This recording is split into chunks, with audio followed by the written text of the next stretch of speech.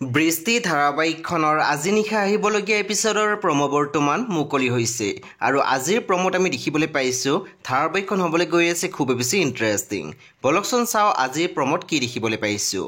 আজিৰ প্ৰমোৰ প্ৰথম ভাগত আমি দেখিবলৈ পাইছোঁ চিমিয়ে কৈ আছিল এতিয়াও দেৰি হোৱা নাই বিৰিনা, কিশোৰৰ ওচৰলৈ যোৱা, কিশোৰক তুমি আৰু জীৱে মৰমৰে ভৰাই দিয়া। তাৰপিছত আমি প্ৰমোত দেখিবলৈ পাইছোঁ কিশোৰে বৰমাকক কৈ আছিল এইটো বেমাৰত যে ট্ৰিটমেণ্ট কৰি কোনো ঠিক নহয় সকলোৱে জানে, কিয়নো মিছাতে এনেই সপোন দেখি থাকা। তাৰপিছত আমি প্ৰমোত দেখিবলৈ পাইছোঁ চিমিয়ে মনতে ভাবি কৈ আছিল কিশোৰৰ ঘটনাটোৰ বাবে বিৰিনাই ট্ৰেন্সফাৰ লোৱাটো স্থিৰ কৰিব নেকি, তেনেকৈ হ'লেতো মই বিপদত পৰিম দেখোন।